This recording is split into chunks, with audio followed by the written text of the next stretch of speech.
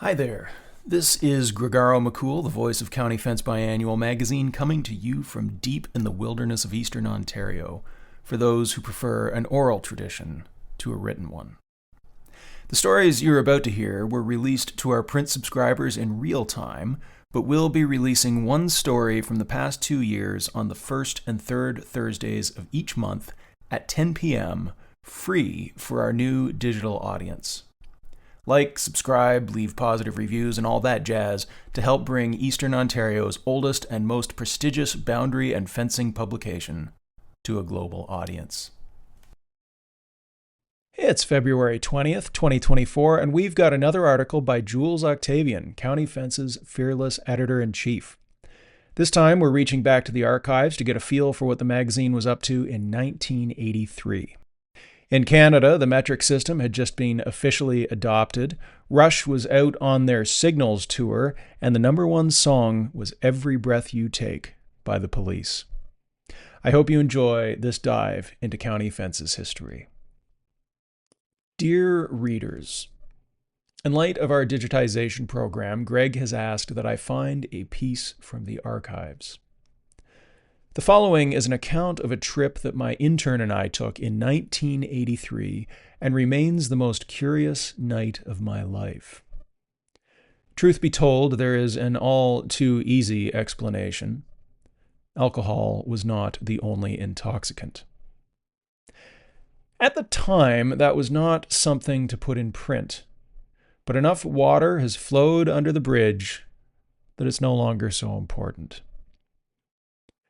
Regardless of the substances indulged in, something transformative happened that night that I have yet to make sense of. And so I leave it to you, dear reader, to make of it what you will.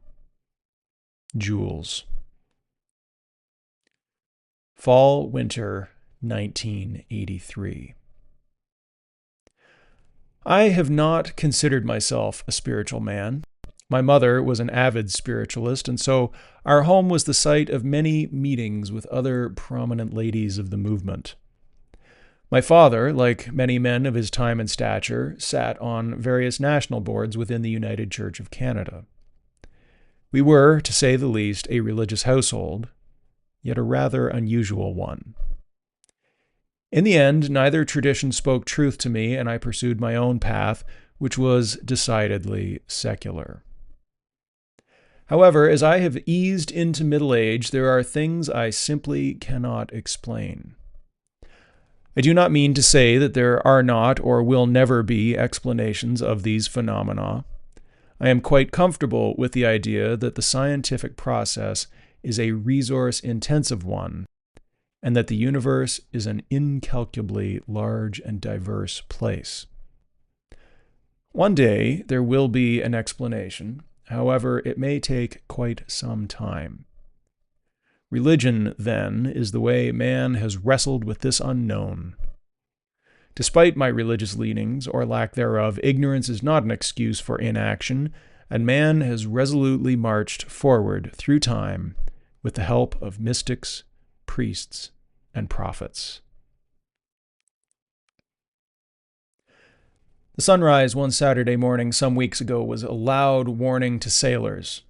That is, astonishingly red, but truly beautiful to those of us sticking to the land. Jeremy and I enjoyed coffee on my deck overlooking the river before joining the farmers at our local diner for a good feed and an update on the gossip. Alas, I do not remember whether it had been too dry or too wet for fall chores, but the Blue Jays remained bullies, and there was speculation as to an inter-office romance at the milk board. For our purposes, we could not have asked for better on that clear, late October morning. It took 2 careful hours on the back roads in the Alpha to reach our trailhead, which was halfway down a half-abandoned road. The trail, of course, was the other half and almost entirely returned to the forest. Our path marked only by the gap where the road surface had yet to loosen sufficiently for cone and key to take root. An ancient rail fence meandered along one side, and the smell of fall leaves filled the air. Before settlement, Aboriginals would have seen old-growth forests of hemlock, yellow birch, and maple covering a landscape shaped only by glaciers. Early settlers would have seen the same, but I imagine the scale of the project ahead and sense of isolation would have made them reassess leaving Europe. A few years later, the scene would have been apocalyptic, mud and stumps to the horizon, land cleared by teams of strong men and horses for lumber to build the rapidly expanding new colony.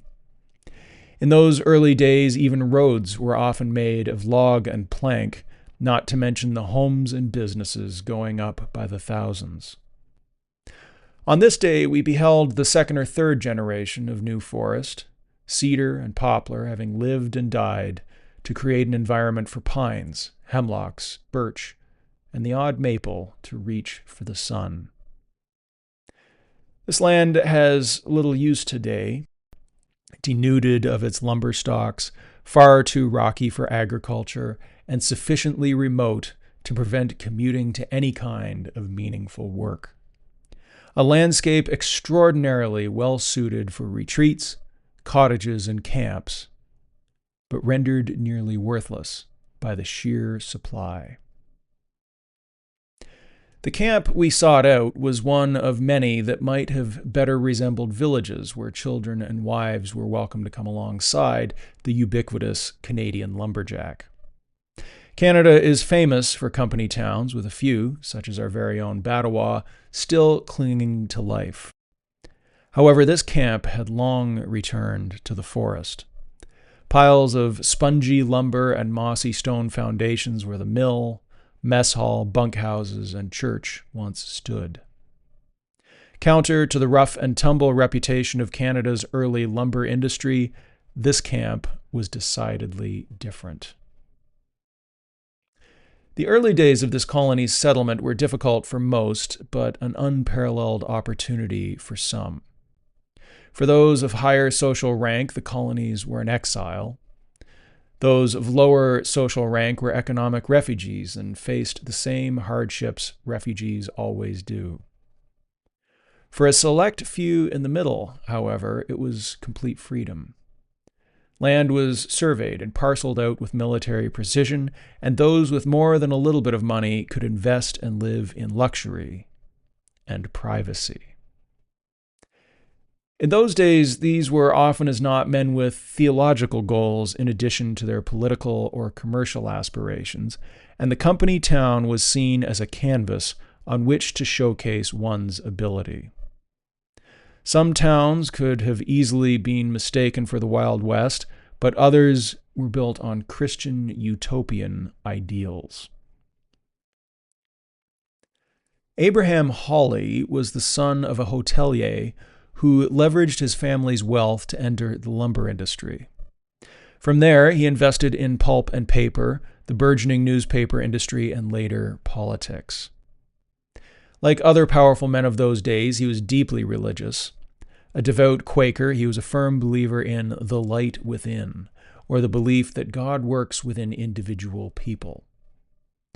Hawley's challenge during his lumbering years was that, as my friend Al Purdy said in his poem, The Country North of Belleville, there were none to deny this inner light for miles. On the surface, Camp Bethel is not unlike many of the other camps and boomtowns in the area, the lost gamble of a moderately wealthy man looking to make a name for himself, now a shadow of what it once was. However, there is a rumor that Camp Bethel was selected for its spiritual significance as much as its standing timber. It is, as the Celts used to say, a so-called thin place. In Celtic lore, heaven and earth are only a few feet apart, but there are thinner places where that distance is much less. This was not lost on the Scots-Irish pioneers who flocked to this part of the world, nor was it lost on our Aboriginal friends. While there is little evidence of Aboriginal settlement prior to Camp Bethel, it appears that it was a place of religious pilgrimage, perhaps akin to the Roman shrines and temples that were often erected in supposed thin places across Europe. Not only was Hawley looking for a place to make a name for himself, he was also looking for a thin place, away from prying eyes. Little is written on Hawley, like little is written on many of the lesser leading men of the era. There was an investment boom in a brand new sector with little to no regulation. Hawley wasn't the T. Boone Pickens or Steve Jobs of the day. He was among the many who look to men like these for inspiration. Important enough for there to be record of his life and work, but not enough for there to be much. Perhaps that is how he preferred it, at least for this first endeavor of his. The most curious thing about Camp Bethel is the fire pit and artesian well in what an optimist might call the town square. These camps were built cheaply and quickly, often with the knowledge that they would not last, and the ruins around us acknowledged this fact. However, in the center of this town is the most curious structure. A well-cut limestone masonry platform about 12 feet square with a symmetrical trough on either side. One contained some ashes and charcoal, the other continuously overflowed with water from a passage below. Despite the decay of the rest of the camp, this structure looked almost new, and in fact neither of us thought twice about drinking the sweet, cold water. The end of October being a chilly time of year, we wasted no time building a fire, and, given the ash and charcoal, the most logical place seemed the opposite trough. Then we set about striking camp. Our first day was for investigation. We scoured the camp and the forest surrounding it for clues as to what Mr. Hawley had been up to. We came up with a little aside from limestone structure to differentiate it from the countless other abandoned settlements in this part of the world. Ultimately, we gave up in favor of some lovely thick steaks, potatoes, and rye whiskey. Truth be told, the second day began a little slowly, but campfire coffee seemed to motivate Jeremy more than myself, who was at a loss as to how to investigate the site any further. It may seem odd to find a structure like this in an old lumber camp with vague whispers surrounding it. However, it is less uncommon than you might think when wealthy eccentrics and their delusions of grandeur have a workforce at their disposal deep in the forest. This is evidenced by a lack of archaeological investment in our area. It's just not that unique. Regardless, I was happy to spend a few days in the woods with someone who had become a very close friend. That close friend, however, would not be deterred. Jeremy began the day with a morning of yoga, an Eastern spiritual tradition of meditative stretching and movements. He said to sharpen his senses and receptivity to the energy of the site. It is not a tradition I have much exposure to, but after watching him stretch and twist, I began to see the benefit and joined in. When he said he felt present enough, Jeremy then removed his shoes and socks before methodically pacing the site. He claimed that he was feeling for some kind of energy. I suggested that he was feeling for tetanus, began working on lunch, and opened the rye. In the afternoon, Jeremy began placing rocks and other objects found on the site in various seemingly arbitrary spots. I told him that his feet must have been freezing, but he had concluded it was an important part of the process. When I asked what process, he replied that he didn't know either. To say that I was skeptical would be an understatement.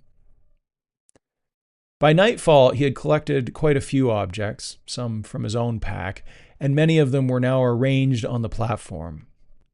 We built that night's fire large, and the sky was clear with stars stretching to infinity in the way only a crisp fall sky this far from civilization allows. Aside from the crackle of the fire, its echoes on the trees and the trickling water, it was completely silent, and the thoughts seemed to melt from my head. This moment was Eastern Ontario at its finest, and I was determined to enjoy it despite my respected colleague losing his mind.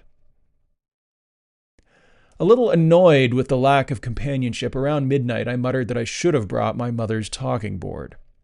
Despite my sarcasm, Jeremy agreed enthusiastically, and after thinking for a moment, began scraping the alphabet into the rock using a burnt stick.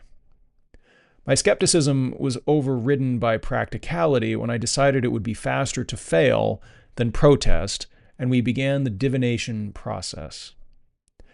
Yet, by trick or by truth, the following message emerged.